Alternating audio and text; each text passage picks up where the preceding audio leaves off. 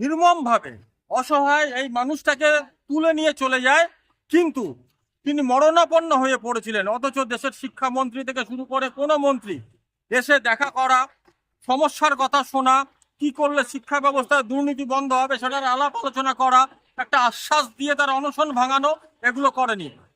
দিল্লির যন্তর মন্তরে আজকে আমরা এসছি, আমরা বাংলা পক্ষ তরফ থেকে এখানে এসছি দিল্লির যন্তর মন্তরে।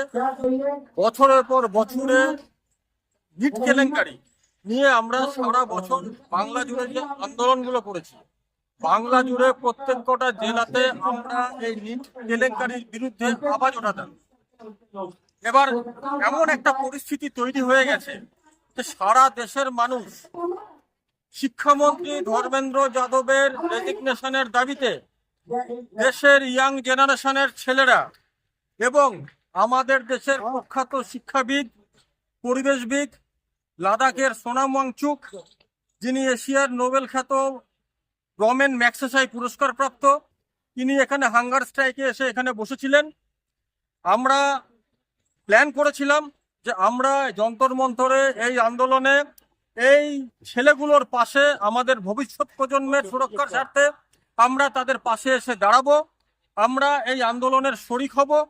সারা বাংলা জুড়ে আমরা প্রত্যেক কটা জেলাতে কিন্তু নিট কেলেঙ্কারি নিয়ে আন্দোলন করেছিলাম, কিন্তু আজকে এই আন্দোলন সর্বাত্মক, সারা দেশের লোক, সারা ভারতবর্ষের লোক শিক্ষামন্ত্রীর পদত্যাগে দিল্লির যন্তর মন্তরে একত্রিত হয়েছেন। সোনাম ওয়াংচুক স্যার উনি অনশনে বসেছিলেন।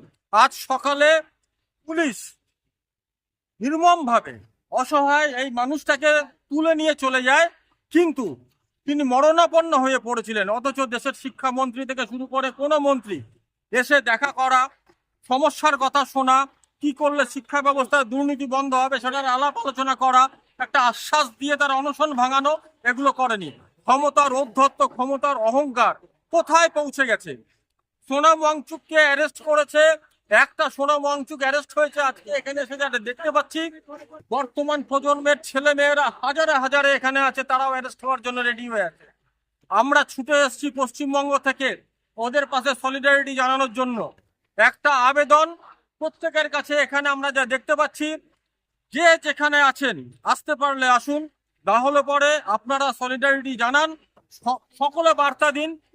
এই শিক্ষা দুর্নীতির দূর অবশ্যই হওয়া প্রয়োজন। এবং এখন যে দাবি উঠেছে সোনাম ওয়াংচুক স্যারকে অ্যারেস্ট করার পরে নরেন্দ্র মোদীর পদত্যাগ চাই, আমরাও দাবি করছি এদের যে দাবি তাই সেটা যৌক্তিক। দেশের শিক্ষা ব্যবস্থা ধ্বংসের পথে ছেড়ে দিয়েছে। 80 থেকে 85টা পেপার লিক হয়েছে পরীক্ষার, বছরের পর বছর ধরে একটা সিস্টেম চলছে। কোচিং সেন্টারগুলোর যারা মালিক বা যারা ওখানকার মেন এক্সামিনার থাকে, তারাই এখানকার মেন এক্সামিনার হয়ে নিট পরীক্ষা কন্ডাক্ট করছে। একটা চরম জালিয়াতি ব্যবস্থার মধ্যে আমাদের শিক্ষা ব্যবস্থা এবং আমাদের ভবিষ্যৎ প্রজন্মের ছেলে মেয়েদের অন্ধকারাচ্ছন্ন একটা শিক্ষা ব্যবস্থার মধ্যে আমরা ঢুকে পড়েছি। এই প্রতিবাদে এই যে অনশন, এই যে রিলে অনশন এবার অভিষেক দীপকে শুরু করেছেন সোনাম ওয়াংচুককে নিয়ে যাওয়ার পরে, তার পাশে আমরা সর্বতভাবে আছি। আমরা আবেদন করছি, আমরা বাংলা পক্ষের তরফ থেকে যেরকম এখানে এসেছি, আমরা সারা পশ্চিমবঙ্গের মানুষকে আবেদন জানাচ্ছি, দল মত ধর্ম নির্বিশেষে ভবিষ্যৎ প্রজন্মের শিক্ষার স্বার্থে, দেশের সুরক্ষার স্বার্থে, দেশের ভালো থাকার স্বার্থে এই আন্দোলনের শরিক হন, এই অনশন মঞ্চের পাশে সহমর্মিতা জানান এবং যে যেখানে পারে সেখান থেকে সমর্থন যোগান। সারা দেশ আজ এক কাট্টা, সারা দেশ চায় এই শিক্ষা ব্যবস্থার বদল হোক, এই সরকারের এই ঔদ্ধত্য, এই সরকার যে কানে শুনতে পাচ্ছে না এদের আওয়াজ, সেটার অবসান হোক। এটুকু বলছি। বাংলা পক্ষের তরফ থেকে আমরা এসেছিলাম, আমরা বাঙালি জাতীয়তাবাদী দল, আমরা জানি আমরা নিট নিয়ে দীর্ঘদিন ধরে আন্দোলন করেছি। আজ এই যন্তর মন্তরের আন্দোলন আমাদের হৃদয়ের আন্দোলন, আমাদের হৃদয় ছুঁয়ে গেছে। জয় বাংলা।